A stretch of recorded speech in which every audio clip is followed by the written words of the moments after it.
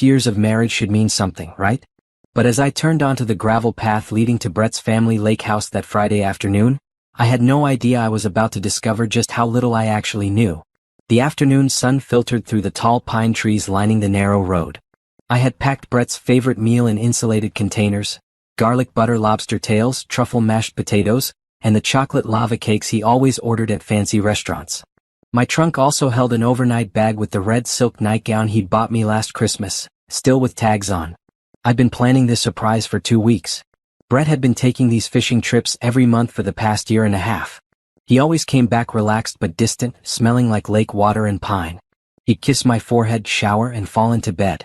I told myself he needed these breaks from his demanding tech investment firm. He worked 80-hour weeks, closing deals worth hundreds of millions. He deserved time to unwind. But lately something felt different. He'd started password protecting his phone. He'd stopped inviting me to business dinners. And last month, I'd found a receipt for jewelry I never received.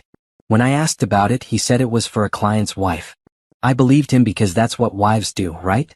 We trust. The lake house came into view, a sprawling cedar structure with floor-to-ceiling windows overlooking the water. Brett's black Range Rover was parked in the driveway, just as expected. But beside it sat a white Mercedes convertible I didn't recognize. My stomach tightened slightly, but I pushed the feeling away. Maybe he'd invited a business friend. Maybe it was a coincidence. I grabbed the food containers and walked toward the front door. The house sat quiet, too quiet. Usually, Brett would have music playing or the television on. I reached for my keys but decided to knock first, not wanting to startle him if he had company. No answer. I knocked again, louder this time. Still nothing. That's when I heard it.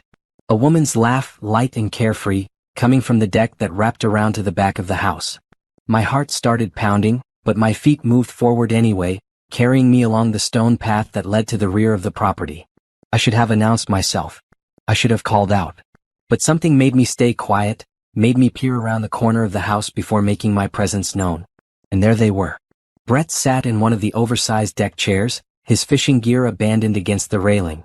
A woman with long blonde hair sat on his lap, her arms draped around his neck. She wore a blue sundress that matched the lake behind them. They were talking softly, intimately, and I watched as Brett tucked a strand of her hair behind her ear with the same gentle gesture he used to do with me. The food containers slipped from my hands, but somehow I caught them before they hit the ground. The sound made me freeze, but they didn't hear it. They were too absorbed in each other. "I wish you'd just tell her," the woman said. Her voice carried across the deck clearly. "I hate sneaking around like this, Brett." My husband sighed, his hands resting comfortably on her waist like they belonged there. "Candace, we've talked about this. Naomi would take everything in the divorce. Her lawyer would destroy me. Just give me more time to figure this out." The world tilted sideways. They were discussing me, planning around me. And this woman, this Candace, knew my name. "You've been saying that for months," Candace continued, playing with the collar of his shirt.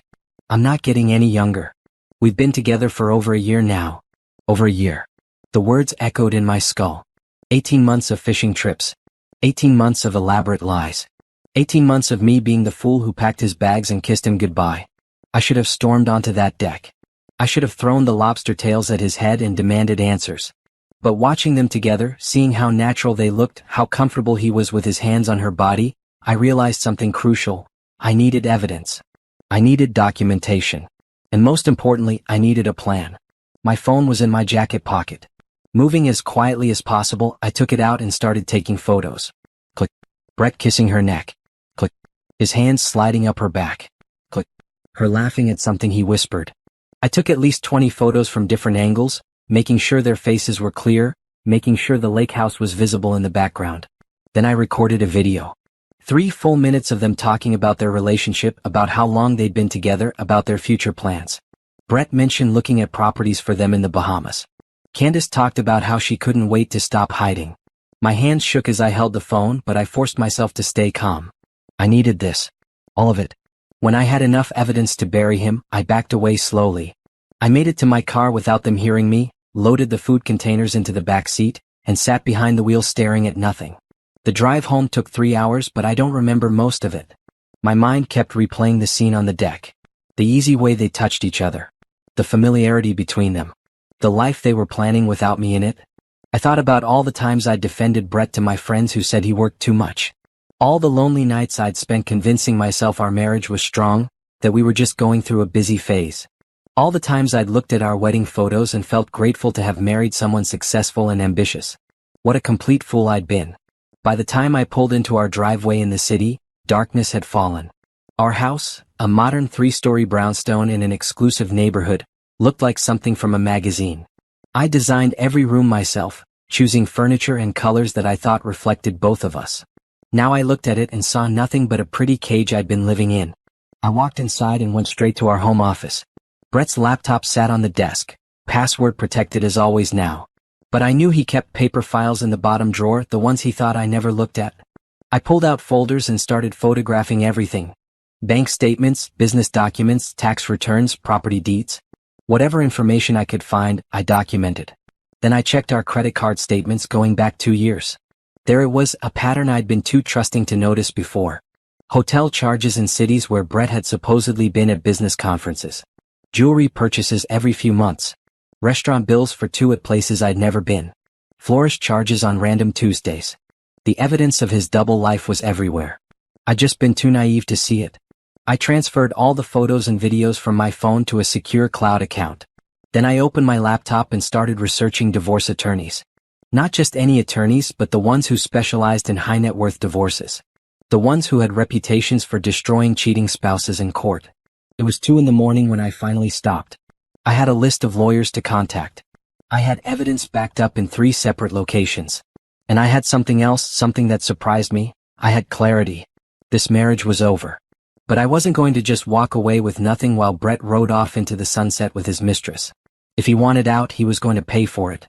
He was going to pay for every lie, every fishing trip, every moment he'd made me feel like I was imagining things when I questioned his stories.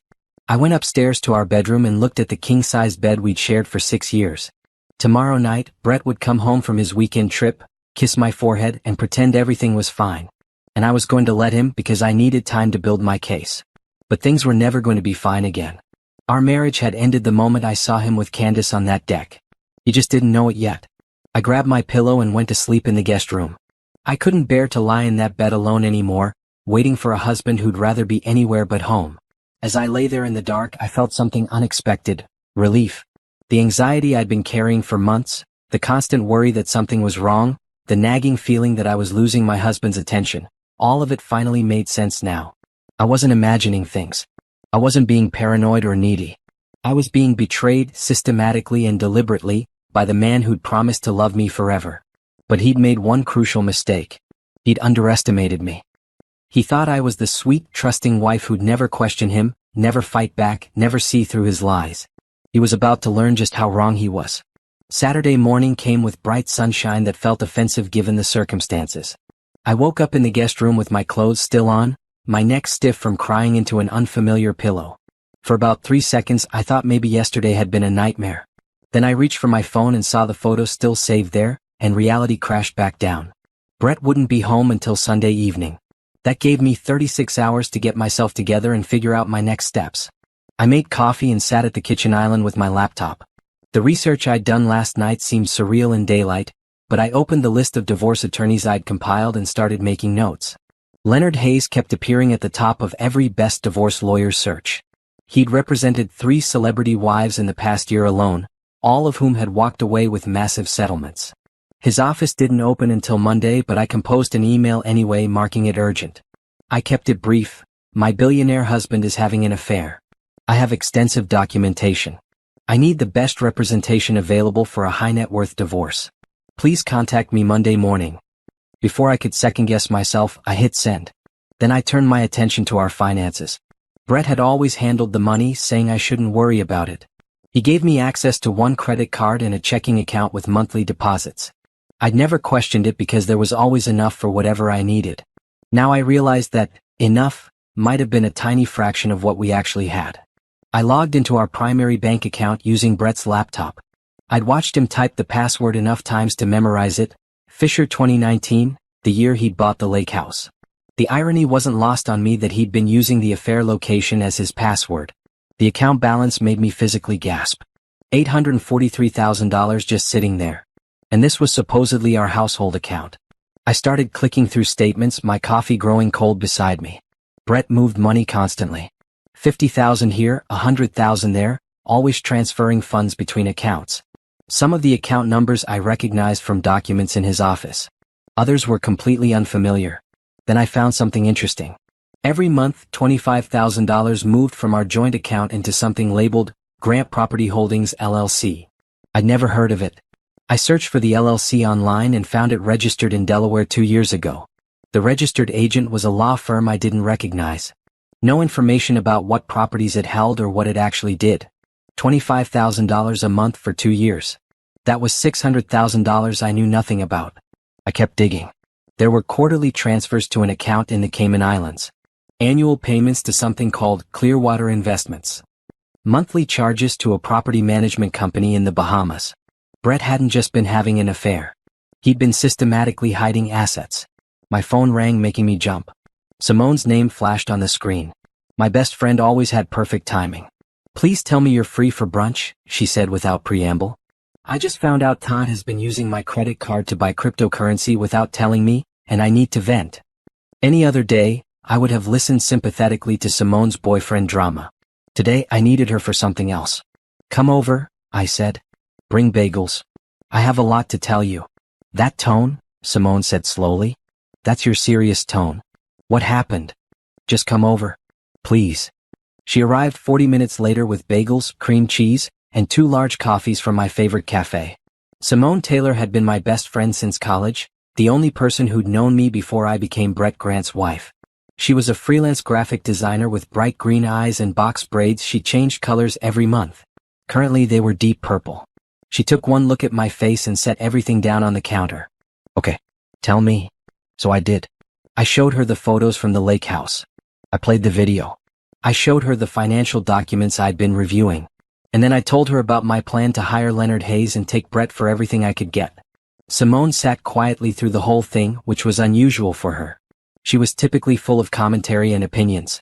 But she just listened, her expression growing harder with each revelation. When I finished, she was quiet for a long moment. Then she said, "I never liked him." I blinked. "What?" "Brett.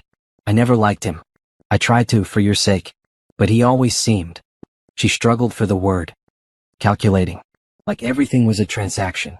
Even the way he talked about you felt transactional." "Why didn't you say something? Would you have listened?" She looked at me pointedly. "You were so in love. And he made you happy, at least at first. I wasn't going to ruin that because of a feeling. I just hoped I was wrong about him." I felt tears threatening but pushed them back. I cried enough. "I need to be smart about this. I can't just leave. I need to plan." "What do you need from me?" Simone asked immediately. "Help me understand what I'm looking at here." I turned my laptop toward her. "You're better with numbers than I am. These accounts, these transfers, what does it all mean?" We spent the next 4 hours going through everything. Simone had minored in accounting before deciding graphic design was more interesting. She helped me create a spreadsheet documenting every suspicious transaction, every hidden account, every transfer I couldn't explain. "He's hiding money," she finally concluded. "Like a lot of money. These offshore accounts, this Delaware LLC, the property management company, he's been moving assets out of reach for years. So when I file for divorce, he'll claim he doesn't have much. He'll point to business debts or tied-up investments. Meanwhile, millions are sitting in places you can't easily touch." She looked at me seriously. "You need that forensic accountant your divorce lawyer will recommend. And you need to move fast before he realizes you know." "How do I act normal when he comes home tomorrow?" My voice cracked slightly. "How do I look at him and pretend everything's fine?" Simone reached across and squeezed my hand. "You remember that theater class we took sophomore year?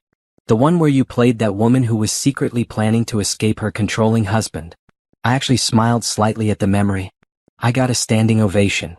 "Exactly. You're an excellent actress when you need to be. Channel that." She stood up and started pacing the way she always did when she was planning something. "Here's what we do. You act completely normal. Sweet, supportive wife. You ask about his fishing trip. You tell him you missed him. You make his favorite breakfast. Give him absolutely no reason to suspect anything. While I'm actually building your case, documenting everything, meeting with lawyers, preparing for war." She stopped pacing and looked at me. "He thinks you're this sweet, naive woman who'll never question him. Let him keep thinking that right up until the moment you destroy him. That's when it hit me. I wasn't just losing a marriage. I was losing the version of myself I'd become over the past 6 years. The version that deferred to Brett's decisions. The version that made excuses for his behavior. The version that made herself smaller so he could feel bigger. I don't know if I can do this, I whispered. Yes, you can. Simone's voice was firm. You're Naomi Grant. You built a successful interior design portfolio while being married to a workaholic. You negotiated with contractors twice your age who tried to dismiss you. You once redesigned an entire penthouse in 3 weeks when the client moved up their deadline. You're capable of so much more than he ever gave you credit for. She was right. Before Brett, I'd been confident and ambitious. Somehow, I'd lost that along the way. I want my own firm, I said suddenly. I've been working as an independent contractor for years, taking projects here and there. But I want my own company. My own clients. My own success that has nothing to do with being Brett Grant's wife. Simone grinned. Now you're talking. And I know a brilliant graphic designer who could help with branding. You do that. Naomi, Todd and I have been circling the drain for months. I've been looking for an excuse to end it and focus on my work. Let's both stop wasting time on men who don't deserve us and build something together instead. For the first time since yesterday afternoon, I felt something other than pain. I felt possibility. We spent the rest of the day planning. Not just my divorce strategy but what came after. Simone sketched logo ideas while I made lists of potential clients. We researched what it would take to officially form a design firm. We talked about office space and portfolios and business models. By the time she left that evening, I had notebooks full of plans and a slightly clearer head. Sunday morning, I cleaned the house thoroughly, removing any evidence of my research. I hid the notebooks in my car. I made sure Brett's laptop was exactly where he'd left it. I put fresh sheets on our bed and moved my pillow back from the guest room. Then I drove to the market and bought ingredients for Brett's favorite meal. Ribeye steaks, garlic green beans, and the ingredients for homemade tiramisu. If I was going to play the devoted wife, I was going to do it convincingly. At 6 o'clock Sunday evening, Brett's Range Rover pulled into the driveway. I watched from the kitchen window as he grabbed his duffel bag from the back, noting how relaxed he looked. How happy. Of course he was happy. He'd spent the weekend with his mistress. I pasted on a smile and met him at the door. Hey baby, he said, kissing my forehead exactly as I'd predicted. Something smells amazing. I missed you, I said, and was surprised by how normal my voice sounded. I made your favorite. You're the best. He headed toward the stairs. Let me shower quick and I'll be right down. I listened to him climb the stairs, heard the bathroom door close, heard the water start running. And I stood in our kitchen, surrounded by the meal I'd prepared for a man I no longer loved, preparing to play the role of my life. Simone was right. I could do this. I had to. Because Brett Grant was about to learn that the biggest mistake he'd ever made wasn't having an affair. It was underestimating the woman he'd betrayed. Monday morning arrived with the kind of clarity that only comes after you've made peace with a difficult decision. I woke up before Brett, made coffee, and watched him sleep for a moment. He looked peaceful, completely unaware that his life was about to implode. Part of me wanted to pour the hot coffee on his head. The bigger part knew patience would serve me better. I was in my home office by 7:30, waiting for business hours. At 9 o'clock sharp, my phone rang. Leonard Hayes' office. Mrs. Grant. A crisp female voice. Mr. Hayes received your email. He'd like to meet with you this afternoon if you're available. 2 o'clock. I'll be there. She gave me an address in a high-rise downtown, the kind of building where billionaires conducted business. Fitting. I spent the morning preparing. I printed every suspicious financial document. I organized the photos and videos from the lake house onto a thumb drive. I created a timeline of Brett's fishing trips, cross-referenced with credit card charges and calendar entries. By the time I left for the appointment, I had an accordion folder 3 inches thick. Leonard Hayes' office occupied the entire 42nd floor. Floor-to-ceiling windows overlooked the city, and the furniture was the kind of expensive minimalism that screamed success. The receptionist led me to a conference room where a man in his 50s sat reviewing documents. He had silver hair and sharp eyes that missed nothing. Mrs. Grant. He stood, shaking my hand firmly. Please sit. Can I get you anything? Water? Coffee? I'm fine, thank you. He gestured to the folder I'd placed on the table. I'm assuming that's for me? Everything I've gathered so far. I opened it, pulling out the organized sections. Photos and video evidence of the affair. Financial documents showing asset transfers and hidden accounts. A timeline of his lies. Credit card statements proving he's been living a double life. Leonard Hayes spent 20 minutes reviewing everything in silence. His expression never changed, but I saw his eyebrows raise slightly when he got to the offshore account transfers. Finally, he looked up. How long have you known? Since Friday. I caught them at his lake house. And your husband has no idea you know? None. He thinks I was home all weekend. Good. He closed the folder. Here's the situation, Mrs. Grant. Your husband is clearly having an affair, and you have excellent documentation of it. However, this financial situation is more complex than typical divorce cases. He's been systematically hiding assets for at least 2 years, possibly longer. Can we get it back? With the right forensic accountant, yes. Most of it anyway. He leaned forward. But I need to be honest with you. This will get ugly. Your husband will fight hard to protect his money. He'll try to paint you as a gold digger. He'll drag this out as long as possible, hoping you'll settle for less. Are you prepared for that? I thought about Brett's hands on Candace's waist. About 18 months of lies. About the future they were planning while I played the oblivious wife. I'm prepared, I said firmly. Good. Because I don't take cases I don't think I can win, and Mrs. Grant, I think we can absolutely destroy him. He smiled, and it was the smile of a shark scenting blood. Here's what we're going to do. We spent the next 2 hours planning strategy. Leonard explained that we needed to move quickly but quietly. File the paperwork before Brett could hide more assets. Get court orders freezing accounts. Bring in Trevor Brooks, a forensic accountant who'd worked on several high-profile cases. The key, Leonard explained, is that your husband can't know you're preparing to file until the moment he's served. Can you maintain the facade at home? Yes. For how long? This could take weeks to prepare properly. I thought about Simone's words. About the theater class. About being an actress when necessary. As long as it takes. Leonard nodded approvingly. One more thing. Do you have any family or friends you trust completely? People who could testify to your husband's character or behavior if needed. I thought immediately of Simone. But then another name occurred to me. His mother. Patricia. His mother? She's never approved of how he treats me. I've heard her arguing with him about it, though he always dismisses her concerns. She's traditional, believes in honoring commitments. If she knew about the affair, would she testify for you? I think she would. She values integrity above everything. I paused. But I'd need to tell her carefully. She's in her 70s and has a heart condition. We'll cross that bridge when we come to it. For now, focus on documentation and maintaining normalcy at home. He stood, signaling the end of our meeting. I'll have my team prepare the initial paperwork. Trevor Brooks will contact you this week about the financial investigation. And Mrs. Grant? Don't confront your husband. Don't hint that anything's wrong. If he gets spooked and starts moving money, this becomes exponentially harder. I understand. I left his office feeling like I just enlisted in a war. Which I supposed I had. The rest of the week passed in a surreal blur. Brett came home every evening around 8, ate dinner, and retreated to his office for more work. I played the perfect wife, asking about his day, making meals, acting interested in his boring stories about tech investments and board meetings. Wednesday afternoon, Trevor Brooks called. He was younger than I expected, maybe 40, with an energetic voice that reminded me of a college professor. Mrs. Grant, Leonard sent over your documentation. This is excellent work, by the way. Most clients don't gather half this much information. Papers rustled in the background. I need access to all financial accounts, both joint and individual. Any account your husband has that you know about, I need the information. I can get you everything he keeps at home. But some of these accounts, I only know they exist because of statements I found. I don't have login information. That's fine. We can subpoena the records once we file. But anything you can give me now helps build the picture faster. He paused. I'm going to be honest with you.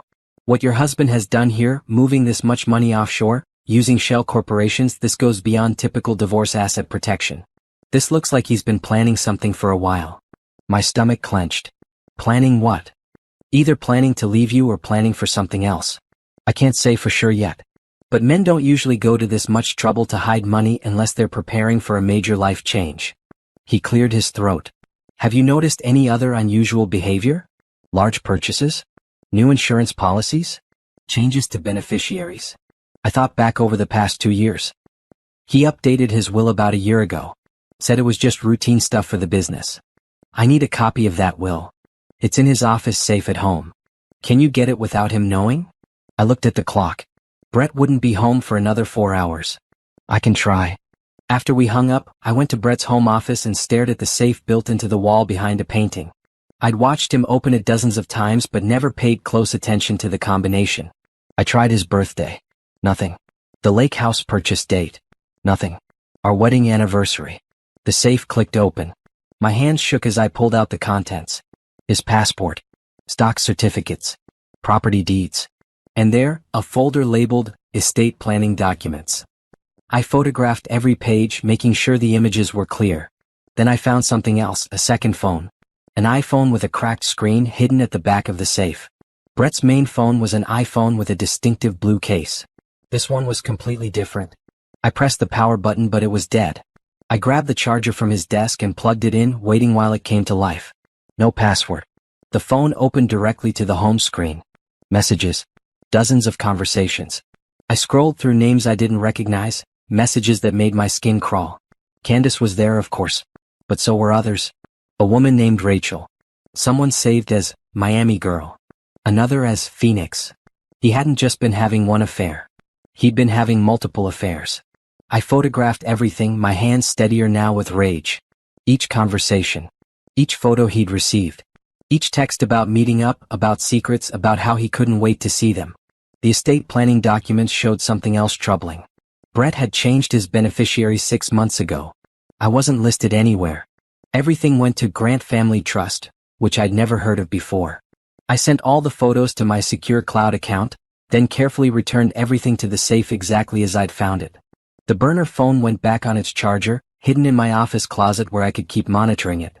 By the time Brett came home that evening, I'd sent Trevor everything I'd found and was sitting at the kitchen counter looking at paint samples for a fictional client project. "Hey," Brett said, loosening his tie. "What's for dinner? I thought we'd order in. Chinese? Perfect." He headed upstairs without kissing me, without really looking at me. I watched him go and felt absolutely nothing. The man I'd married, the man I'd thought I loved, didn't exist. He'd never existed. This stranger who kept burner phones and changed his will to cut me out was the real Brett Grant. Friday afternoon, my phone rang. Patricia Grant's name appeared on the screen. "Naomi dear," Brett's mother said in her refined voice. "I was hoping you and I could have lunch next week. Just the two of us." "I'd love that, Patricia." "Wonderful. How's Tuesday?" "I know a lovely cafe in the art district." We made plans and I wondered if she somehow sensed something was wrong. Patricia had always been kind to me, warmer than my own mother in many ways. She'd welcomed me into the Grant family without reservation. She deserved to know the truth. Tuesday came and I met Patricia at the cafe she'd suggested. It was elegant but understated, filled with artwork from local galleries. Patricia arrived in a green dress and pearls, her white hair styled perfectly as always. We ordered salads and made small talk about her garden club and my design projects. Then Patricia set down her fork and looked at me seriously. "Naomi, I'm going to be direct because I'm too old for games. Is my son making you happy?" The question caught me off guard. Why do you ask?" "Because I know my son. I love him, but I'm not blind to his faults. He's ambitious to a fault like his father was. And ambition has a way of making men selfish." She reached across and squeezed my hand. "I've watched you dim yourself over the years. That bright, confident woman who first came to our home has become someone quieter, smaller. And I've wondered if Brett is the cause." Tears stung my eyes. "Patricia, there's something I need to tell you." So I did. Not everything, but enough. I told her about finding Brett at the lake house with another woman. I didn't mention the burner phone with multiple affairs or the hidden money or the changed will. Just the basic truth. Her son was cheating on me and I was filing for divorce. Patricia's face went pale. "I was afraid of something like this. His father had affairs too, you know. I stayed because that's what women did in my generation. But I've regretted it every day since." She gripped my hand tighter. "Don't make my mistake, Naomi. Don't waste your life on a man who doesn't value your worth." "I'm not. I've hired Leonard Hayes." "Leonard Hayes." Patricia smiled grimly. "Good. He's ruthless. Brett will hate that." "Patricia, there's something else. My lawyer might need character witnesses. People who can testify about Brett's behavior during our marriage." She straightened in her chair. "I'll do it. Whatever you need. Even against your own son? Especially against my own son. Maybe it will teach him the consequences of treating people like they're disposable." Her eyes were fierce despite her age. My father used to say character is what you do when no one is watching. Brett has shown his character and it's lacking. He needs to face that. I felt a weight lift. Having Patricia on my side changed everything. There's one more thing, I said carefully. I'm starting my own interior design firm. Breaking away from contracting and building my own client base. I was wondering if you knew anyone who might be interested in my services. Patricia's smile turned genuine. Dear, I know everyone. And they all need designers. Consider it done. She pulled out her phone and started making a list of names right there at lunch. Society wives with historic homes to renovate. Business owners opening new hotels. Art collectors building private galleries. By the time we left the cafe 2 hours later, I had 15 potential leads and something else. An ally who'd known Brett longer than anyone else alive. That evening, Leonard called with an update. Trevor's finished his initial analysis. It's worse than we thought. Worse how? Your husband has approximately $48 million in assets. You've been living on what amounts to an allowance while he's been building this empire. Papers shuffled. The good news is that most of it is trackable. The bad news is he's going to fight like hell to keep it. How much can we get? Half. Maybe more, depending on what else we uncover and how well we can prove he was hiding assets intentionally. He paused. Mrs. Grant, I need to ask you something. When did your husband's business really take off? When did the money start rolling in? I thought back. About 5 years ago. He made a major tech investment that paid off huge. After that, more deals kept coming. And you've been married for 6 years. So everything he's earned during your marriage is technically marital property. Leonard's voice held satisfaction. He can't claim these are premarital assets. Every dollar is subject to division. And given his infidelity and asset hiding, we can make a strong case for you deserving more than half. For the first time since finding Brett at the lake house, I felt something like justice. When do we file? I asked. Next week. I want everything bulletproof before we move. Can you maintain the act until then? I thought about Brett coming home that evening. About making dinner, about pretending everything was fine for a few more days. Yes, I said. I can do that. Because at the end of the next week, Brett Grant's carefully constructed lies were going to come crashing down around him. And I was going to be there to watch it happen. The next week passed in a strange state of heightened awareness. Every interaction with Brett felt like a performance, and I found myself noting details I'd previously overlooked. The way he checked his burner phone when he thought I wasn't looking. How he'd started working out more, buying new clothes. The expensive cologne that appeared in our bathroom. He was preparing for his new life with Candace right under my nose. Meanwhile, I was building my own foundation. Wednesday morning, I met Simone at a small office space in the Arts District. 2 rooms, big windows, exposed brick. Perfect for a boutique design firm. The lease is month to month for the first 6 months, the property manager explained. After that, you can sign a longer term if it's working out. I looked at Simone. She grinned and nodded. We'll take it, I said. We spent the afternoon moving in furniture from IKEA and thrift stores. Nothing fancy yet, just enough to make it functional. Simone set up her graphic design station in one corner while I claimed the desk by the window. Grant Design Studio, Simone said, sticking vinyl letters to the glass door. Has a nice ring to it. Not Grant, I said firmly. I'm done with that name. Let's call it Naomi Cole Design. Cole was my maiden name, the name I'd given up when I married Brett. Time to reclaim it. Even better. Simone peeled off the G and the R, leaving us to puzzle out how to rearrange the remaining letters. By evening, we had a functional office and Simone had designed a beautiful logo. My initials intertwined in an elegant script. We ordered business cards and started building a website. It felt like planting seeds for a garden I'd actually want to tend. Thursday morning, Patricia called with her first referral. Margot Chin owns the Riverside Hotel, that gorgeous old building they're renovating downtown. She needs the entire interior redesigned. High budget, creative freedom. I told her about you and she wants to meet tomorrow. Patricia, that's huge. The Riverside is a landmark. I know. Don't waste this opportunity. She paused. How are you holding up, dear? I'm okay. Really. Staying busy helps. Good. Busy is good. Idle hands and all that. She lowered her voice. Has Brett noticed anything different about you? No. He barely looks at me anymore. Then he's even more foolish than I thought. Friday afternoon, I met Margot Chen at the Riverside Hotel. She was in her 60s, sharp and direct, with the kind of presence that commanded rooms. Patricia speaks very highly of you, she said, leading me through the gutted interior. I need someone who can honor the building's history while making it feel current. Modern luxury with vintage soul. We spent 2 hours discussing vision and possibilities. By the time I left, I had the contract, a $50,000 deposit, and validation that I could succeed on my own merit. I was sitting in my car, still processing the win when Leonard called. We're filing Monday morning, he said without preamble. Brett will be served at his office around 11. I need you somewhere safe when it happens, somewhere he can't find you immediately. I'll be at my new office. You have an office? As of Wednesday. Naomi Cole Design. I'm not just walking away from this marriage, Leonard. I'm walking towards something better. Good for you. I could hear the smile in his voice. One more thing. Trevor found something interesting in the offshore accounts. What? Regular transfers to Candace Pearson. $2,500 a month for the past year. My hands tightened on the steering wheel. He was paying her. It appears so. Which means this wasn't just an affair. This was a kept relationship. That distinction matters legally. How?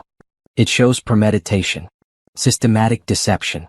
It helps our case that he was planning to leave you and wanted to protect his assets before doing so. Papers rustled. We also found something else. Candace Pearson is 3 months pregnant. The world tilted. Pregnant. Brett was going to be a father with another woman. Mrs. Grant? Are you still there? Yes, I'm here. My voice sounded hollow. I know this is difficult, but it actually helps us. A pregnant mistress, financial support, hidden assets? The judge is going to see a clear pattern of betrayal and planning. After we hung up, I sat in the hotel parking lot and cried.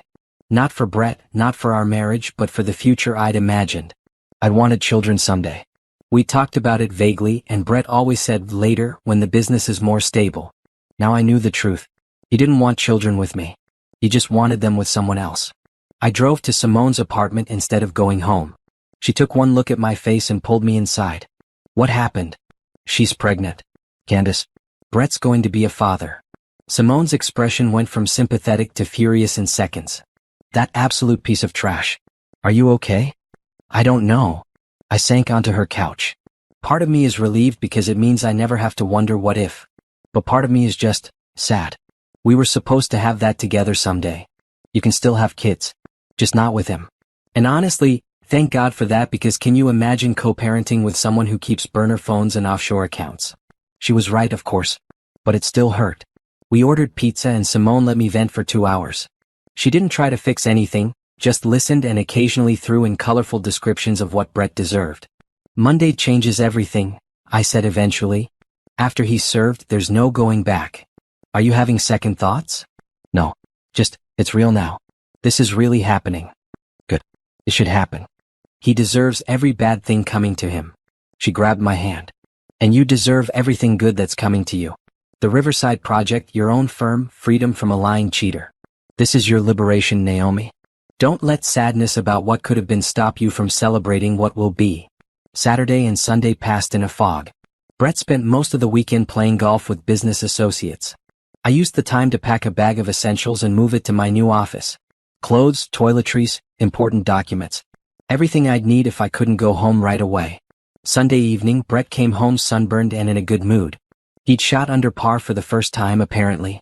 He talked through dinner about his game while I pushed food around my plate.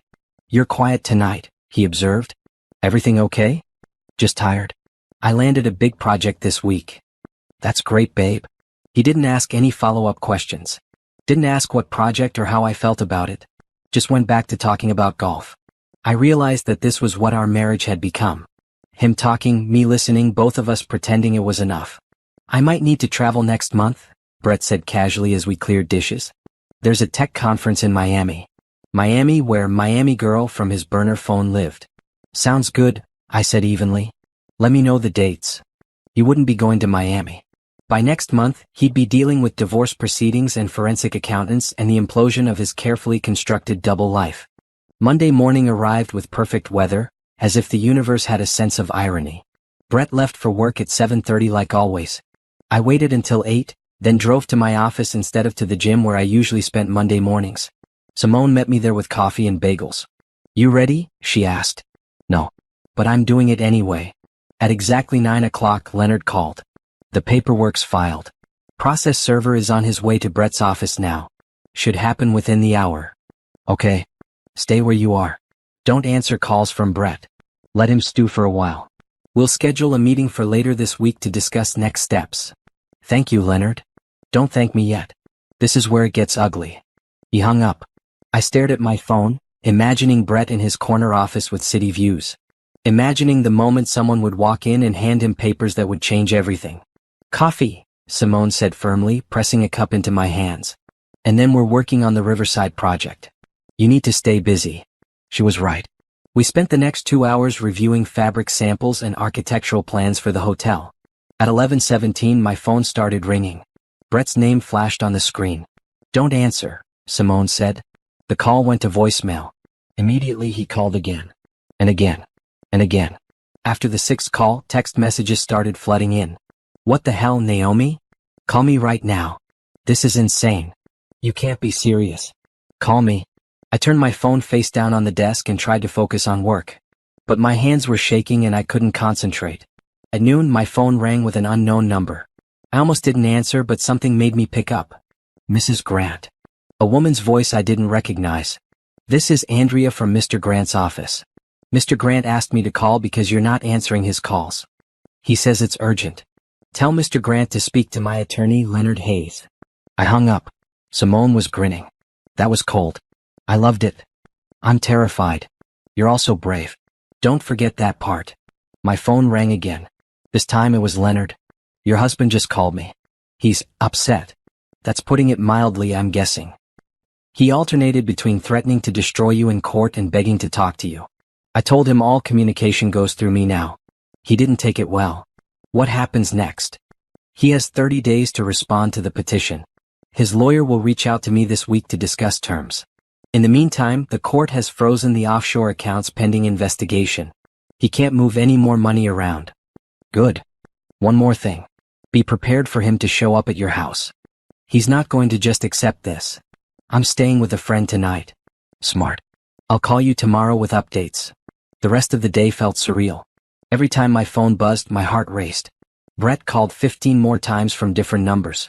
He sent dozens of texts ranging from angry to pleading. I didn't respond to any of them. At 6 o'clock, Patricia called. Naomi, Brett just left my house. He's looking for you. What did you tell him? That I didn't know where you were, which is true. But dear, be careful. He's angrier than I've ever seen him. I will. Thank you for the warning. After dark, Simone and I drove by my house. Brett's Range Rover sat in the driveway, lights on throughout the house. He was home waiting for me. You can stay with me as long as you need, Simone said. I know. Thank you. We drove to her apartment and I tried to settle in for the night. But sleep was impossible. Every noise made me jump, every car passing outside made me wonder if Brett had somehow tracked me down. At 2 a.m., my phone buzzed with a text from an unknown number. I know you're reading these. We need to talk. This doesn't have to be ugly. I made mistakes, but we can work through this. Please, Naomi. Call me. I almost felt sorry for him. Almost. Then I remembered the lake house, the burner phone, Candace's pregnancy, the $48 million he'd hidden. I deleted the text and turned off my phone. Tomorrow I'd start building my new life in earnest. But tonight I just needed to survive the first day of freedom. The next few weeks were a chess game where every move mattered. Brett tried everything to make me talk to him. He showed up at my office twice.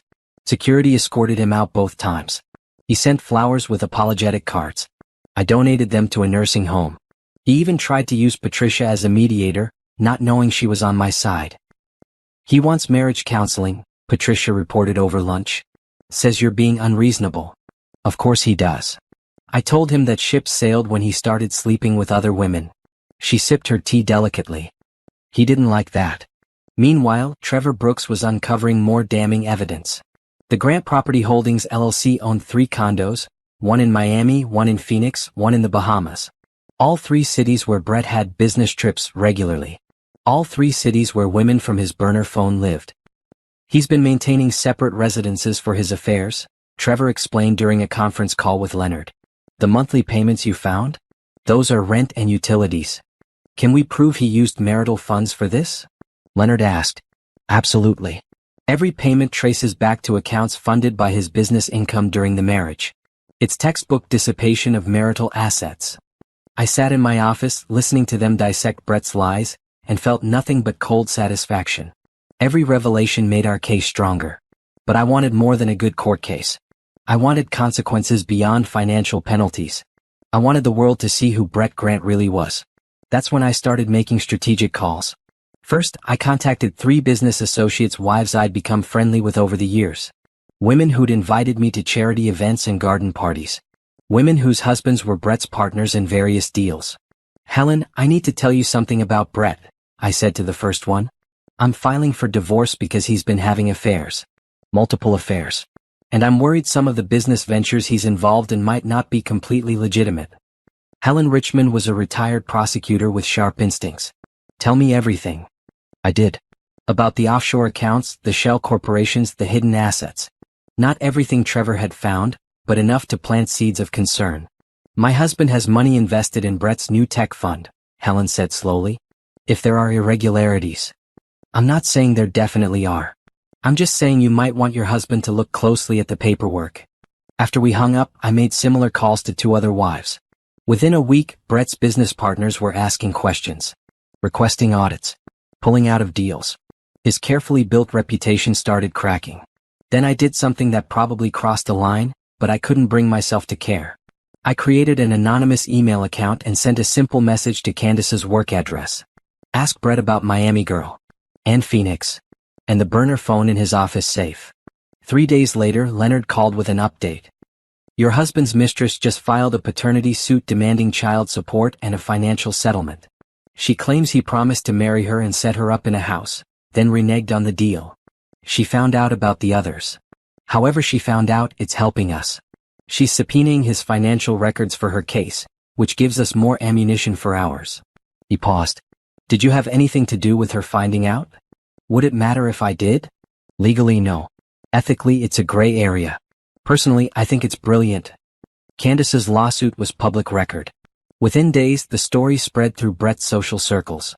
The billionaire investor with a pregnant mistress and a divorce in progress made for juicy gossip. His business started hemorrhaging clients. 2 partnerships dissolved entirely.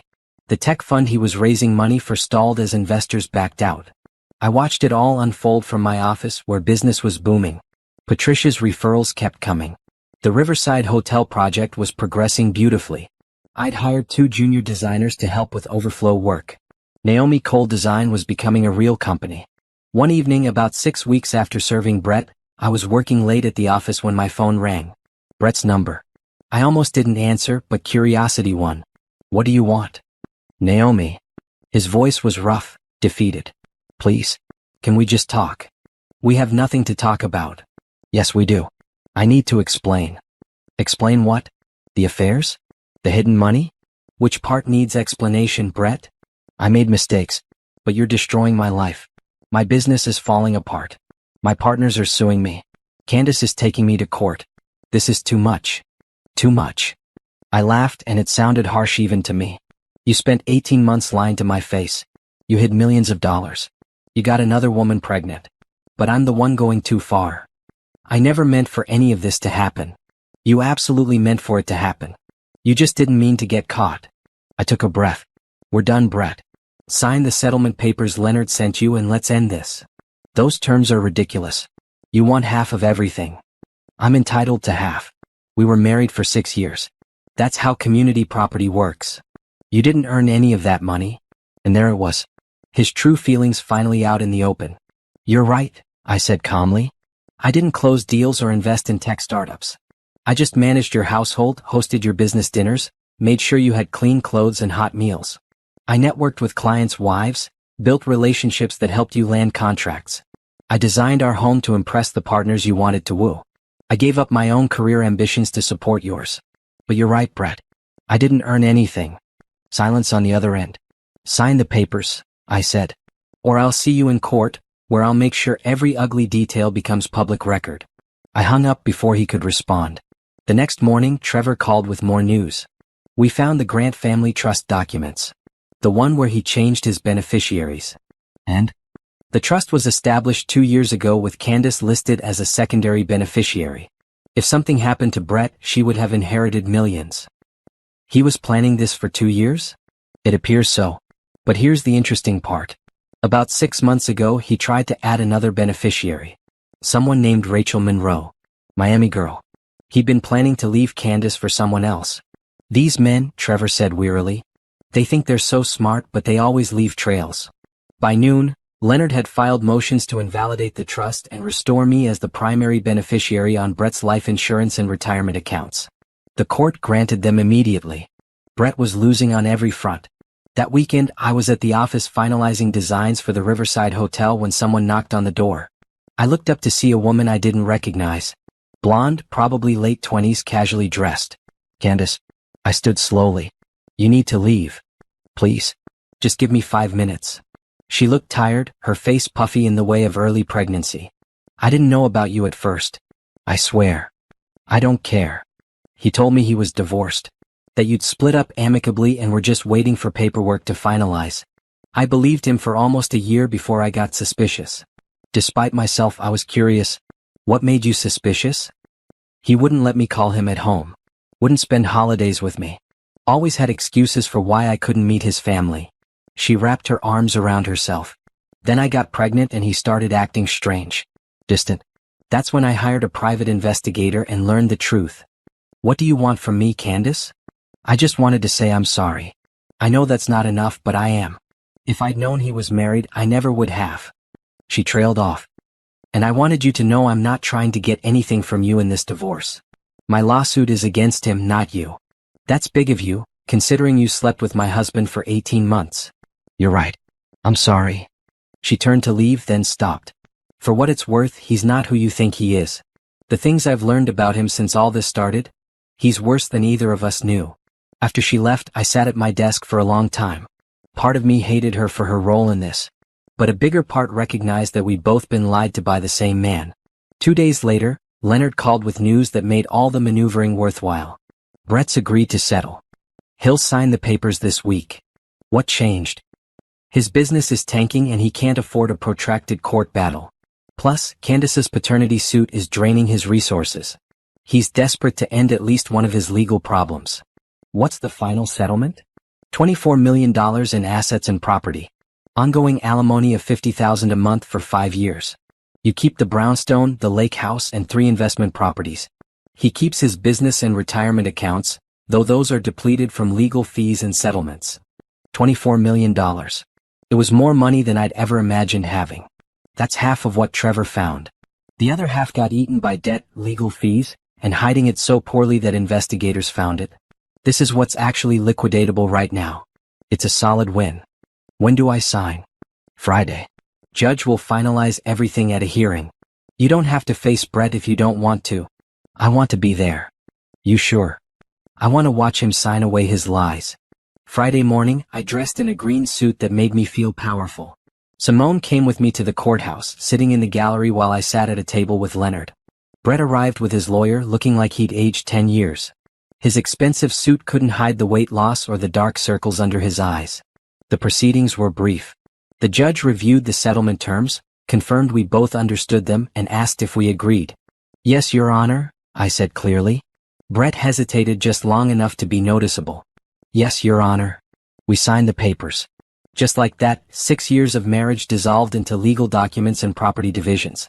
As Brett stood to leave, he looked at me. I hope you're happy. I'm getting there, I said. And I meant it. The week after the hearing felt like emerging from underwater. For 2 months, I'd been operating in crisis mode, every decision strategic, every move calculated. Now, with the divorce finalized, I could finally breathe. Except Brett wasn't done. Tuesday afternoon, I was at the Riverside Hotel reviewing tile samples with Margot when my phone buzzed. A known number. I almost ignored it, but something made me answer. Naomi, it's Hugh Bannister. Brett's business partner, one of the men whose wife I'd contacted weeks ago. I think we need to talk. My stomach tightened. About what? About Brett and some irregularities in the tech fund we'd been developing together. Can you meet me today? 2 hours later, I sat in a quiet coffee shop across from Hugh and his lawyer. Hugh looked uncomfortable, pushing his glasses up nervously as his lawyer laid out papers between us. We've been conducting an audit of the venture fund, the lawyer explained. Your ex-husband was using investor money inappropriately. Taking personal draws, funding unrelated projects. moving money between accounts in ways that violate our partnership agreement. I thought of Trevor's findings about offshore accounts and shell corporations. How much money are we talking about? Approximately 12 million over 2 years. I kept my face neutral, but internally I was reeling. Why are you telling me this? You spoke up.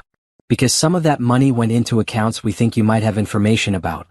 The Grant Property Holdings LLC 41. If you can help us recover the funds, we'll leave you out of the investigation entirely.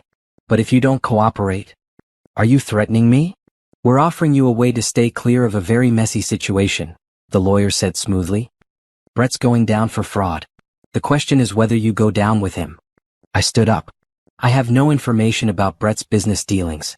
I only learned about the LLC during my own divorce investigation, and my attorney has already provided everything I knew to the forensic accountant. If you want to pursue Brett, that's your business. But I won't be your witness or your scapegoat. Mrs. Grant. It's Miss Cole now. And we're done here. I walked out, hands shaking. This was worse than I'd thought. Criminal fraud was something else entirely. I called Leonard immediately. Brett's partners are investigating him for fraud. They just tried to pressure me into cooperating. Don't talk to them again without me present. Forward me the lawyer's contact information and I'll handle it. He paused. Naomi, this changes things. If criminal charges get filed, that's not my problem. I'm divorced from him now. But if they find evidence you benefited from the fraud, I didn't know about it and they can't prove I did. My entire divorce case was built on the fact that he hid his financial dealings from me. Good point. Still, we need to be careful. That evening, I met Patricia for dinner. She'd heard about the investigation from her own circles. I never thought Brett would go this far, she said, looking older than usual. Adultery is one thing, but stealing from investors? That's criminal. Did you know anything about his business practices? No. His father taught him to keep work and family separate. I only knew what Brett chose to tell me, which wasn't much. She reached across the table. Naomi, I'm so sorry you got dragged into this. I'm not dragged into anything. I got out. Yes, you did. Thank God. She smiled slightly. And you're thriving. I've heard wonderful things about your hotel project. We spent the rest of dinner discussing design choices for the riverside, deliberately avoiding the topic of Brett. But as we parted ways, Patricia grabbed my hand.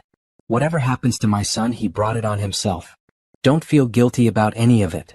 I don't, I said honestly. Is that cold? It's self-preservation. There's nothing cold about that. The rest of the week passed with mounting tension. Hugh's investigation became public knowledge. News articles appeared about billionaire investor under scrutiny for fraud. Brett's remaining business collapsed. His tech fund dissolved entirely as investors pulled out and filed lawsuits. Friday morning, I was at my office when Simone rushed in looking alarmed. Brett's outside. He's demanding to talk to you. My heart raced, but I kept my voice steady. Call security. Already did. But Naomi, he looks bad. Like really bad. Against my better judgment, I went to the window and looked down. Brett stood on the sidewalk, his suit rumpled, his hair uncombed. He looked up at my office window, and even from this distance, I could see the desperation in his face. Security arrived and spoke to him. He gestured wildly, clearly arguing. After a few minutes, they escorted him away from the building. My phone rang immediately. Brett's number. I answered. Stop coming to my office. Naomi, please. I need help. No. They're going to arrest me. The fraud investigation is getting worse. I need character witnesses. I need people to testify that I'm not a bad person. You want me to lie for you. I want you to tell the truth. We were married for 6 years. You know me. I didn't know you at all, apparently. The man I thought I married wouldn't have done any of this. I made mistakes. You committed crimes, Brett. You stole from investors. You lied to everyone. Those aren't mistakes, they're choices. If I go to prison, you'll never see another dollar of the settlement. Is that a threat? It's reality. The alimony payments come from my business income.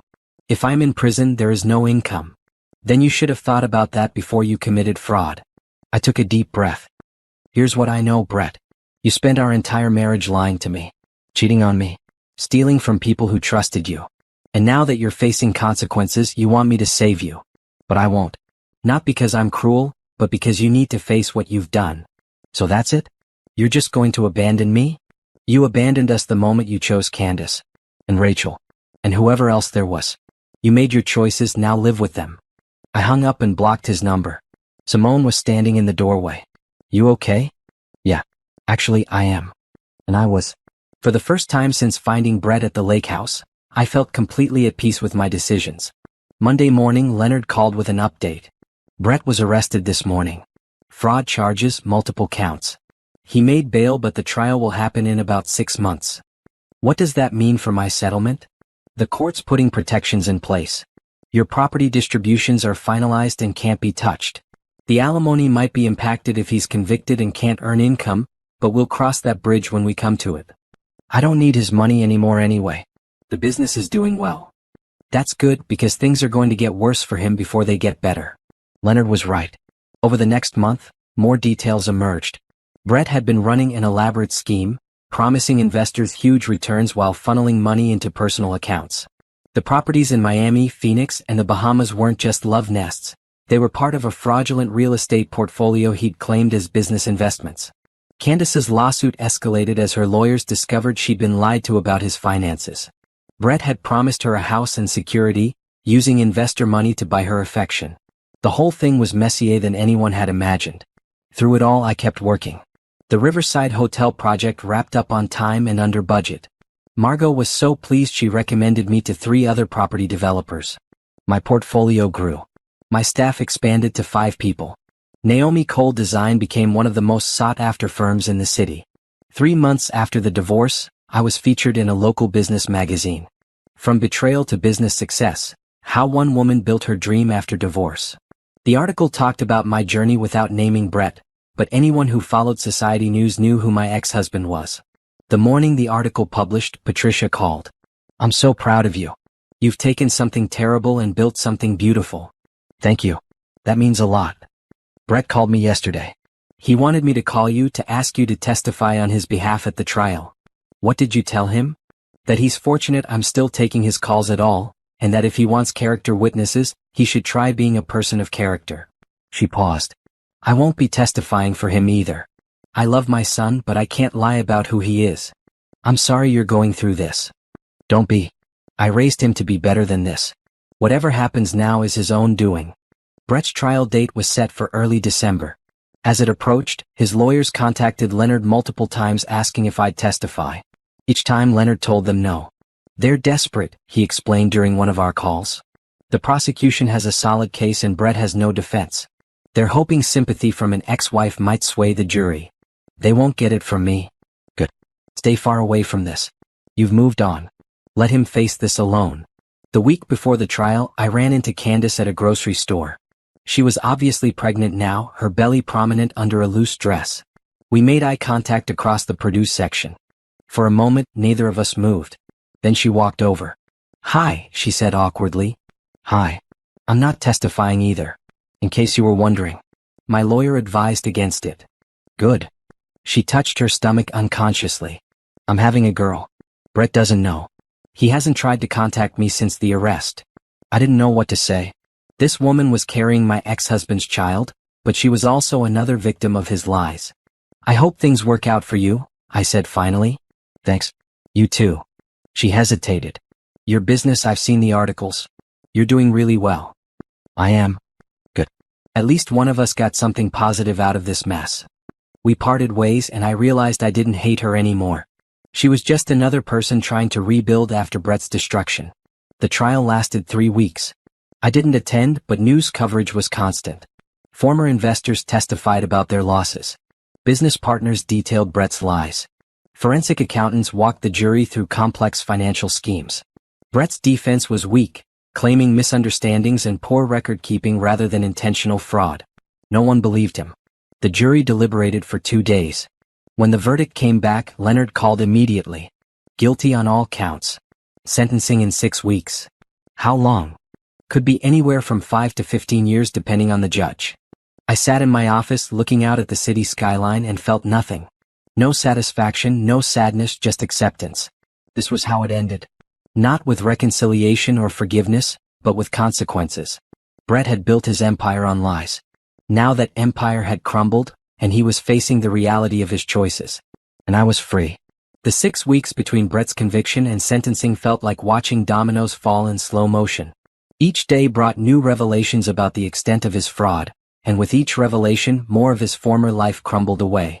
His luxury condo in the downtown high-rise, the one he'd kept separate from our brownstone, was seized to pay restitution to investors. The lake house, the one where I'd discovered his affair, went on the market as part of his bankruptcy proceedings. Even his car collection was auctioned off. I watched it all from the safety of my new life, feeling like I was observing a stranger's downfall rather than my ex-husband's. Meanwhile, Naomi Cole Design was thriving beyond anything I'd imagined. The Riverside Hotel opened to rave reviews, with particular praise for the interior design. That single project led to contracts for 3 more historic building renovations, a private art gallery and a boutique apartment complex. I hired 3 more designers and moved to a larger office space with actual conference rooms and a proper reception area. Simone's graphic design business was booming too, partly from our collaboration and partly from her own growing reputation. "We should celebrate," she said one afternoon as we reviewed the quarter's financials. 6 months ago we were working out of a tiny office with borrowed furniture. Now look at us. "Let's wait until after Brett's sentencing," I said. I don't want to jinx anything. But truthfully, I was already celebrating in small ways. I'd bought myself a new car, a sleek hybrid I'd wanted for years but Brett said was impractical. I'd started taking art classes on weekends, something I'd always wanted to do but never had time for. I'd even gone on a few dates, though nothing serious yet. The woman I'd been, the one who made herself smaller to fit Brett's expectations, was disappearing. In her place was someone stronger, more confident, more myself than I'd been in years. 2 weeks before sentencing, Patricia called with surprising news. "I've decided to testify at Brett's sentencing hearing." "I thought you weren't involved." "I'm not testifying for him. I'm testifying about him." The judge is allowing victim impact statements, and while I'm not technically a victim of his fraud, I've been a victim of his character for years. I want the judge to understand that this behavior isn't new, it's just escalated. "Patricia, you don't have to do this." "Yes, I do. For all the women he's hurt. For the investors he's stolen from. For you especially. Someone in his family needs to stand up and say that what he did was wrong and that we don't support it." The day of sentencing arrived cold and gray. I told Leonard I wouldn't attend, but that morning I changed my mind. I needed to see this through to the end. The courtroom was packed with investors, lawyers, and media. I sat in the back row, wearing a blue dress that made me feel professional and detached. This wasn't about emotion anymore. It was about closure. Brett was brought in wearing a suit that hung loose on his thinner frame. He didn't look at the gallery, keeping his eyes fixed straight ahead. His lawyer sat beside him, shuffling papers nervously. The judge, a stern woman in her 60s named Judge Richardson, reviewed the case details before opening the floor for impact statements. Investors spoke first. Men and women who'd trusted Brett with their retirement savings, their children's college funds, their life savings. Some cried as they described financial devastation. Others spoke angrily about betrayal and lies. Brett kept his face blank through it all, but I saw his hands trembling in his lap. Then Patricia was called. She stood slowly, elegant even in her grief, and approached the microphone. "Your Honor, I'm Patricia Grant, the defendant's mother. I'm here today not to excuse my son's actions, but to ensure the court understands they weren't aberrations. They were patterns." She detailed years of problematic behavior. How Brett had cheated in college and his father had paid to make it go away. How he'd lied to previous business partners. How he treated relationships as transactions and people as obstacles to his ambitions. "I love my son," she concluded, her voice steady, "but I cannot defend him. He chose this path deliberately, repeatedly, despite many chances to change. These victims deserve justice, and my son deserves consequences that might finally teach him accountability." When she finished, Brett was crying silently. Patricia returned to her seat without looking at him. The judge called for a brief recess. I stepped outside for air, standing in the courthouse hallway trying to process everything. "Naomi." I turned to find Hugh Bannister, Brett's former business partner. We hadn't spoken since that coffee shop meeting months ago. "I owe you an apology," he said, "for trying to pressure you. You were a victim of Brett's lies too, and I didn't see that clearly at the time. Thank you. For what it's worth, the money we recovered from the LLC accounts is being distributed to investors. You helped make that happen by being willing to share what you knew." I nodded, not trusting myself to speak. When court resumed, the prosecution recommended a sentence of 12 years. Brett's lawyer argued for leniency, citing his age, his lack of prior convictions, his potential for rehabilitation. Judge Richardson listened to both sides, then delivered her ruling. Mr. Grant, you had every advantage. Education, resources, opportunities. You chose to use those advantages to prey on people who trusted you. You showed no remorse until facing consequences, and even now I question whether you understand the harm you've caused. She sentenced him to 10 years in federal prison with possibility of parole after 7 years. Additionally, she ordered full restitution to all victims, which would likely take decades to complete even after his release. Brett stood frozen as the sentence was read. Then guards escorted him from the courtroom, and just like that, it was over. I walked out into the cold afternoon feeling lighter than I had in months. Leonard met me on the courthouse steps. "How do you feel?" he asked. "Like I can finally move forward." "Good. You deserve that." He handed me a folder. "Final paperwork. Everything's settled now. The brownstone is yours free and clear, the investment properties are transferred, and the alimony will be paid from a trust set up specifically for that purpose before his assets were seized. So I actually get the full settlement?" "Every penny." The court made sure of it. We shook hands and I walked to my car, folder tucked under my arm.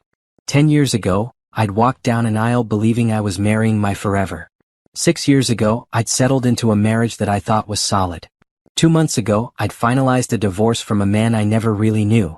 And now, today, I was finally, completely free.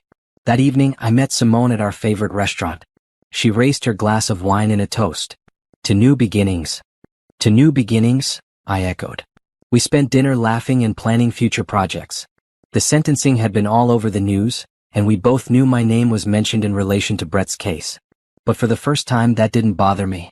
I wasn't defined by my marriage anymore or by my divorce. I was defined by what I'd built after both. The next morning, I woke up in my beautiful brownstone, in the bedroom I'd redesigned to reflect my own taste rather than Brett's preferences. Sunlight streamed through gauzy curtains onto walls painted a soft sage green. My own artwork hung on the walls, abstract pieces I'd created in my art class. This was my space, my home, my life. I made coffee and sat at the kitchen island with my laptop, reviewing emails. 3 new project inquiries. A request for an interview with a design magazine. An invitation to speak at a women's business conference about building a company after major life changes. My phone buzzed with a text from Patricia. "Coffee this week? I'd like to catch up." I smiled and texted back, "Tuesday work for you?" As I sat there, planning my week and thinking about future projects, I realized something profound. I wasn't angry anymore. I wasn't sad. I wasn't even relieved. I was happy. Genuinely, completely happy in a way I hadn't been in years. Maybe ever. Brett's betrayal had destroyed my marriage, but it had also freed me to become someone better. Someone stronger. Someone who didn't need a husband's success to validate her worth. I thought about the scared woman who'd driven 3 hours to surprise her husband at a lake house, carrying lobster tails and hope. That woman felt like someone from another lifetime. The woman I was now wouldn't have made that drive. She would have already known her worth, already been building her own dreams, already been too busy creating her own success to worry about surprising a man who didn't appreciate her. But maybe I'd needed to be that woman first to become this one. My phone buzzed again. A text from an unknown number. "Miss Cole, this is regarding the penthouse renovation you submitted a proposal for last month. We'd love to discuss moving forward. Are you available this week?" I looked at the message and grinned. Another opportunity. Another project. Another step forward. "Thursday afternoon works perfectly," I typed back. Looking forward to it. As I closed my laptop and headed to the shower to start my day, I caught my reflection in the hallway mirror. I looked different than I had 6 months ago. Not just physically, though I'd been working out more and taking better care of myself. But something deeper had changed.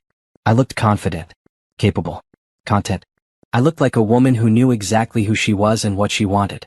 And for the first time in my adult life, that was true. Brett's sentencing had been the final chapter in a story I was ready to close. But it was also the beginning of something new. My story.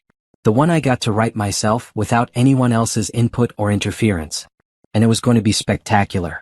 7 months after Brett's sentencing, life had settled into a rhythm that felt right. Naomi Cole Design was no longer just surviving, it was thriving.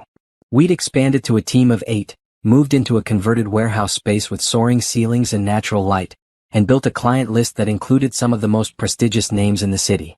The money from the divorce settlement sat mostly untouched in investment accounts. I didn't need it. My business generated enough income to support my lifestyle and then some. That realization was its own kind of victory. One Tuesday morning, I was reviewing blueprints for a downtown loft conversion when my assistant knocked on my office door.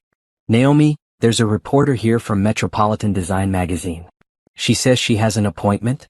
I'd forgotten about the interview I'd scheduled 3 weeks ago. "Give me 5 minutes, then send her in."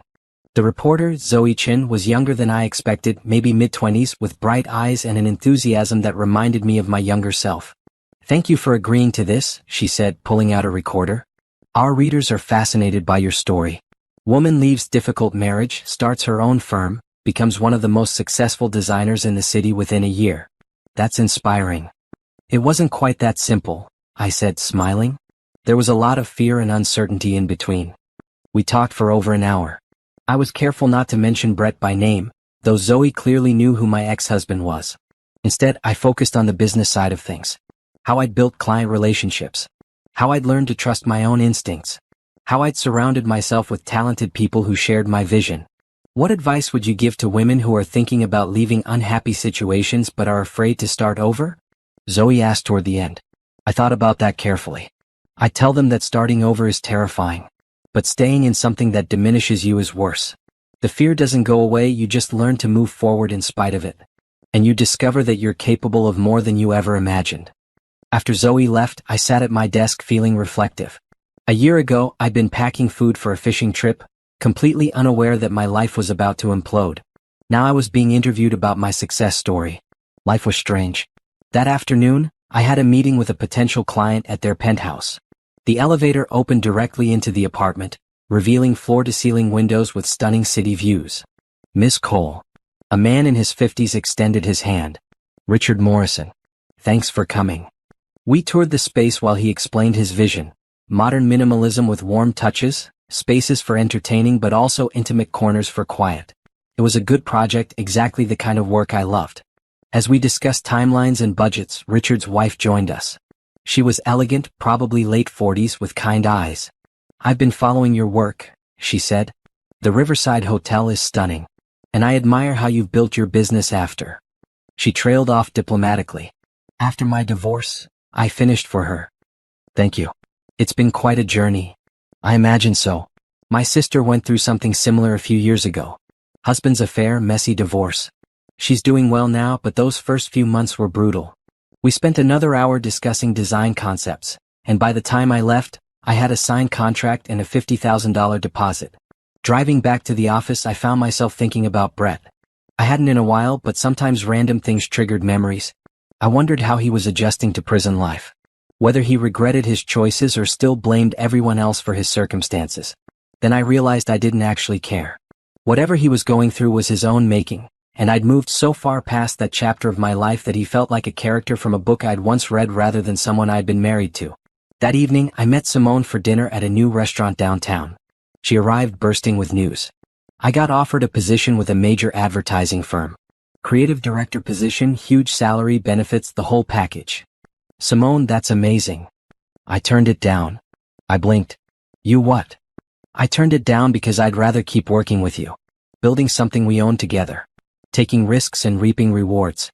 I don't want to be someone's employee when I can be a partner in something meaningful."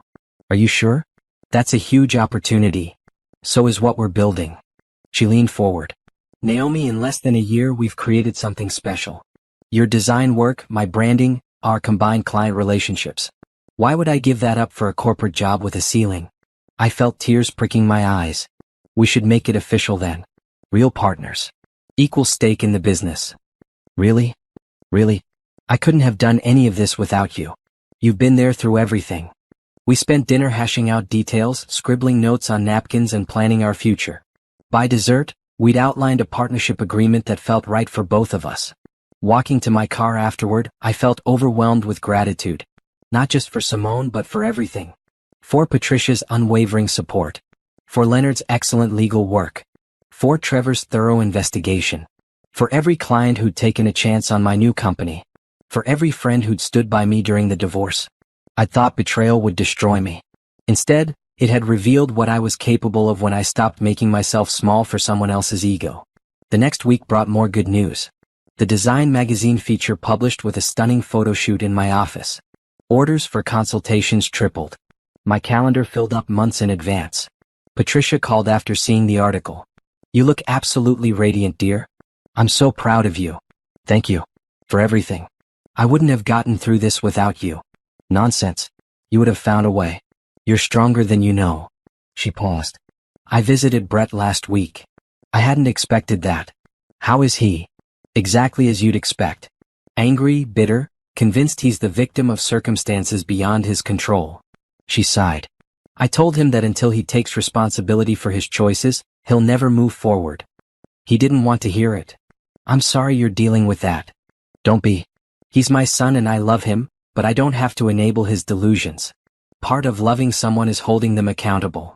After we hung up, I sat thinking about accountability, about consequences, about how Brett had spent his entire life avoiding both until the universe finally forced his hand.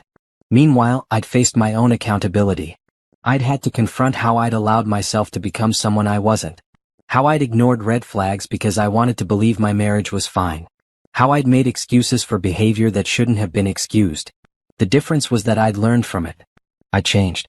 I'd grown. Brett apparently hadn't. 2 months later, I received an unexpected call from Hugh Bannister. "Naomi, I hope I'm not overstepping, but I wanted you to know that the investor restitution fund is fully established now. Everyone who lost money in Brett's scheme is being repaid, including partial returns on lost earnings." "That's good news." "It is. And I wanted to thank you personally. Your willingness to share what you knew early on helped us build the case quickly. It made a real difference. I'm glad I could help.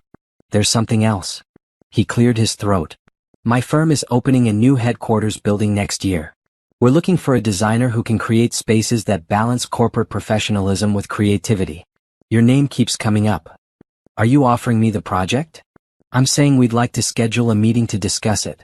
If you're interested." I was interested. Very interested.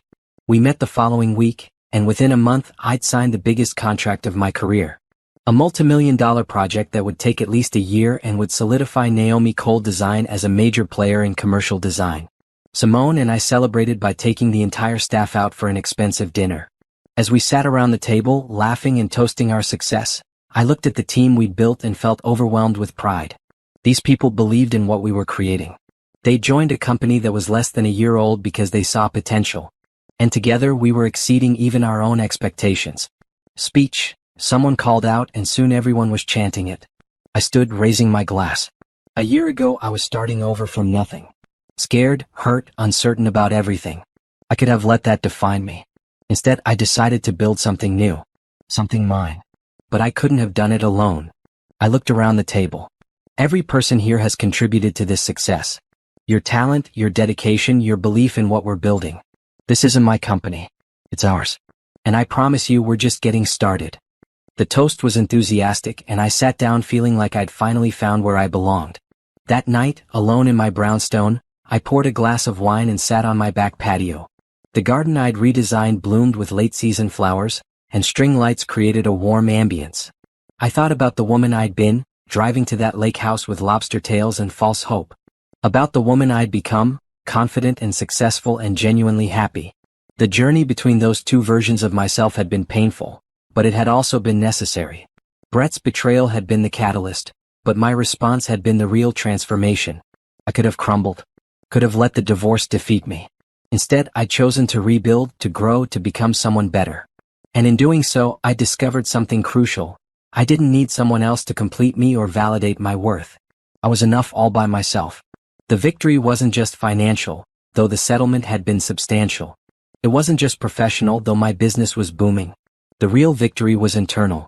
It was knowing I could face the worst and come out stronger. It was trusting my own instincts. It was refusing to settle for less than I deserved ever again. Brett had given me 6 years of lies. But in destroying those lies, I'd found the truth of who I really was. And that truth was spectacular. 9 months after the divorce, I celebrated my 33rd birthday in Paris. Alone, by choice, fulfilling a promise I'd made to myself months earlier. Brett had never wanted to travel to Europe. Too many business obligations, he'd always said. Too busy, wrong timing, maybe someday. I'd stopped asking, eventually accepting that someday meant never. Now I stood at the top of the Eiffel Tower at sunset, watching the city turn golden below me, and felt absolutely no regret about being here without him. In fact, being alone made it better. No one to rush me, no one to dismiss my excitement, no one to make everything about their schedule. I spent 5 days in Paris sketching architecture, visiting museums, eating incredible food, and remembering what it felt like to simply exist for myself. No business calls, no client meetings, no responsibilities except deciding which arrondissement to explore next.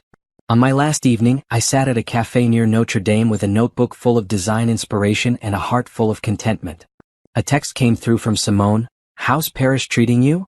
"It's perfect. Exactly what I needed." "Good. Hurry home though. We have 3 new project proposals waiting for you." I smiled. It was nice to be wanted, to have built something that continued thriving even when I stepped away for a bit. The flight home gave me time to think about where I was and where I wanted to go next. Professionally, the business was exceeding projections. We'd need to hire more staff soon to keep up with demand. Personally, I'd started dating again, nothing serious yet, but I was at least open to the possibility. What surprised me most was how little I thought about Brett anymore. He'd been such a central figure in my life for 6 years, and then such a consuming presence during the divorce. Now he was just gone. Not from existence, he was serving his sentence somewhere in the federal system. But gone from my thoughts, my concerns, my life. Sometimes I wondered if I should feel guilty about how completely I'd moved on. But mostly I just felt grateful. Landing back in the city felt like coming home in a way that our brownstone had never felt during my marriage. This was my city now, my space, my territory. I'd built something here that was entirely mine. The office welcomed me back with banners and cake, a surprise party Simone had clearly orchestrated. I was touched by the gesture and the genuine happiness on everyone's faces. "Okay," I said after cutting the cake. "What did I miss?" We spent 2 hours catching up. The Hugh Bannister project was progressing beautifully. 2 new residential clients had signed contracts. And there was interest from a luxury hotel chain about designing their new flagship property. "That last one is huge," Simone said. "Like, make or break the entire trajectory of the company huge. They want to meet next week." I looked at our team, this group of talented people who'd taken a chance on a startup. "Then let's make sure we're ready to impress them." The hotel chain meeting went better than expected. They'd seen the Riverside renovation and wanted something similar for their new downtown location. By the end of the presentation, we had a preliminary agreement and a timeline that would keep us busy for the next 18 months. Walking out of that meeting, I felt like I was floating. This was what success felt like. Not the reflected glory of being married to someone successful, but the earned achievement of building something yourself. That evening, I had dinner with Patricia. She'd aged a bit over the past year, the stress of Brett's situation taking its toll. But she was still sharp and elegant, still the woman who'd stood by me when her own son was the problem. "I'm thinking of selling the family estate," she said over salad. "It's too big for just me and the memories aren't all pleasant." "Where will you go?" "I've been looking at condos downtown. Something modern and manageable. Perhaps you could help me design it." "I'd be honored." We spent dinner discussing her vision for a new home. Clean lines, lots of light, space for her art collection, but not so much space that she felt lost. It was the kind of project I loved, personal and meaningful. As we were leaving, Patricia grabbed my hand. "You know, when Brett first brought you home, I saw something special in you. A brightness, a potential. I watched that dim over the years of your marriage and it broke my heart." "Patricia, let me finish. Watching you now, seeing what you've built, how you've reclaimed yourself, it's been one of the joys of this difficult year. You've become exactly who you were always meant to be." I hugged her tightly, blinking back tears. "Thank you for never giving up on me. Never thank someone for seeing your worth, dear. That's the bare minimum." The next few months flew by in a blur of projects and proposals. The hotel chain contract was officially signed. Patricia's condo design started taking shape. Hugh Bannister's headquarters building broke ground. I hired 4 more staff members, including a project manager who took over the administrative work I'd been doing myself. That freed me up to focus on design, the part of the job I actually loved. One Saturday afternoon, I was at the office working on concept sketches when someone knocked on the door. I looked up to see a man about my age, well-dressed, holding a portfolio. "I'm sorry to drop by unannounced," he said. "I'm James Crawford. I own the building 2 doors down and I'm renovating it into artist studios. Multiple people recommended your firm. Come in. Tell me about your project." We spent 2 hours discussing his vision. James had been a corporate lawyer who'd quit to pursue his passion for supporting emerging artists.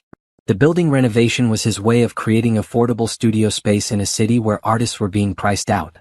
His enthusiasm was infectious, and the project aligned with my own values about accessible creativity.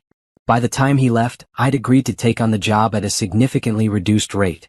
"You're too generous," Simone said when I told her about it later. "Maybe. But some projects are about more than money. They're about legacy and contribution." Spoken like someone who's financially secure enough to be philosophical about it. She was right, and I was grateful for that security. The divorce settlement meant I never had to worry about money again. But more importantly, my business was successful enough to support itself and then some. I could afford to occasionally take on projects because they mattered, not just because they paid well. As fall turned to winter, I found myself reflecting on how much had changed in just over a year. I'd gone from a woman who defined herself through her marriage to a successful business owner with her own identity. I'd gone from making excuses for Brett's behavior to holding myself accountable for my own choices. I'd gone from small and scared to confident and capable. The Metropolitan Design magazine feature came out in November with me on the cover. "Design After Divorce: Naomi Cole's Journey from Betrayal to Business Success," read the headline. Inside was a 6-page spread featuring photos of my projects, my office, and a profile that was honest about my struggles without wallowing in victimhood. The response was overwhelming. Emails flooded in from women who'd gone through similar situations. Speaking invitations. More project inquiries than we could possibly handle. I hired a publicist to help manage it all, another sign of how far the business had come. 2 weeks before Christmas, I received an unexpected letter. The return address was a federal correctional institution. Brett. I almost threw it away without opening it. But curiosity won out. The letter was handwritten, his familiar neat script covering 3 pages. He apologized for everything. He said prison had given him time to think, to understand how badly he'd treated me. He wished me well and hoped I'd found happiness. There was no request for forgiveness, no plea for me to visit, no manipulation. Just an apology. I read it twice, trying to gauge sincerity. Then I folded it and put it in a drawer. Maybe someday I'd care enough to respond. Today wasn't that day. Christmas came and I spent it with Patricia, Simone, and a few friends. We cooked too much food, exchanged thoughtful gifts, and laughed until we cried. It was the best holiday I'd had in years. As midnight approached on New Year's Eve, I stood on my back patio wrapped in a blanket, watching fireworks light up the sky. My phone buzzed with messages from friends and clients wishing me a happy new year. I thought about resolutions, about what I wanted for the coming year. More success for the business, certainly. Maybe a serious relationship if I met the right person. Continued growth and evolution. But mostly, I just wanted more of what I already had. More of this contentment. More of this confidence. More of this sense that I was exactly where I was supposed to be, doing exactly what I was meant to do. The old Naomi, the one who'd driven to that lake house with lobster tails and false hope, would have made resolutions about fixing things, improving herself to be more acceptable to someone else. The new Naomi knew she didn't need fixing. She just needed to keep being herself and see where that led. As the clock struck midnight and fireworks exploded overhead, I raised my glass to the sky. "To new beginnings," I whispered. "Again and again and again for as long as I need them." Because that was the beautiful thing about life after betrayal. You got to keep beginning again, keep reinventing yourself, keep discovering new possibilities. And I was just getting started. 18 months after the divorce, I woke up in my brownstone on a Saturday morning with absolutely no plans. No client meetings, no project deadlines, no obligations. Just pure, perfect emptiness waiting to be filled however I wanted. I made coffee and sat in my redesigned kitchen, sunlight streaming through the windows onto the marble countertops. The house looked nothing like it had during my marriage. I'd renovated every room, removing all traces of Brett's influence and replacing them with my own aesthetic. Bold colors, unexpected textures, spaces that felt alive rather than staged. This house was mine now in every sense. My phone buzzed with a message from James Crawford, the artist studio building owner. "Grand opening party tonight. Please come. You're the guest of honor." I smiled. The studio building had been completed last month, and 20 emerging artists had already moved into affordable spaces. James credited me with making his vision a reality, though I insisted the vision had been his all along. The afternoon was spent getting ready, choosing a red dress that made me feel powerful and elegant. As I looked at myself in the mirror, I barely recognized the woman staring back. Not because I looked different physically, though I was healthier and happier than I'd been in years. but because the energy was completely changed. I looked like someone who knew her worth. The studio building party was packed with artists, supporters, and community members. James greeted me with a hug and immediately dragged me around, introducing me to everyone. "This is Naomi Cole, the designer who made all this possible," he kept saying, as if I'd done something heroic rather than just my job. But watching the artists show off their spaces, seeing their excitement about having affordable studios in the city, I understood why James was so grateful. We'd created something meaningful, something that would impact people's lives and careers. That was the kind of work that mattered. I was talking to a sculptor about her process when someone tapped my shoulder. I turned to find a man about my age, casually dressed with warm eyes and an easy smile. "I'm sorry to interrupt. I'm Thomas Reed. I write for the arts and culture section of the paper. I'd love to interview you about this project sometime." "Of course. Here's my card."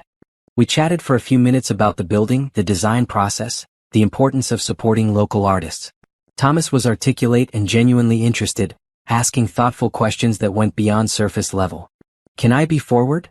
he asked as our conversation wound down. "I'd love to take you to dinner sometime. Not for the interview, just personally." I hesitated for only a moment. "I'd like that." We exchanged numbers and I felt a flutter of something I hadn't felt in a long time. Possibility. Interest. The beginning of something new. The following week, I had lunch with Patricia in her newly designed condo. The space had turned out beautifully, modern and sophisticated, with personal touches that reflected her personality. "I love what you've done with it," I said, admiring the gallery wall featuring her art collection. "I love what you've done with yourself," she countered. "You seem lighter these days." "Happier." "I am. Everything's finally settled into place. Brett's parole hearing is next month," she said carefully. "Did you know?" "Leonard mentioned it. They don't think he'll get parole this early, though." "No, probably not. He'll need to serve at least half his sentence." She set down her teacup. "Have you thought about what you'll do if he's eventually released?" "Nothing. He's not my problem anymore. Whatever life he builds after prison, I hope it's better than the one he destroyed. But I won't be part of it either way." Patricia nodded approvingly. "Good. Some people deserve second chances. But not in your life." That evening, I had my first date with Thomas. Dinner at a cozy Italian restaurant, conversation that flowed easily, laughter that felt natural. He told me about his work as a journalist, his passion for covering local arts and culture. I told him about building my business, about the joy of design work that mattered. "You seem really content," he observed over dessert. "Like someone who's figured out what they want." "I have. It took a while, but I got there." "Can I ask about your ex?" "I know who he is, obviously. Everyone does." I appreciated his directness. "What do you want to know?" "Whether you're over it." "Because I'm interested in you, but I'm not interested in being a rebound or a distraction from something unfinished." "I'm completely over it. He's serving a 10-year sentence and honestly, I barely think about him anymore. My life now is so far removed from that marriage that it feels like someone else's past." Thomas smiled. "Good. Because I'd really like to see where this goes." Over the next few months, Thomas and I fell into an easy relationship. No rush, no pressure, just two people enjoying each other's company. He came to my office openings and client celebrations. I went to his book readings and journalism award ceremonies. We traveled together, ate amazing meals, talked about everything and nothing. It felt healthy in a way my marriage never had. Equal. Balanced. Two whole people choosing to share their lives rather than one person trying to complete themselves through another.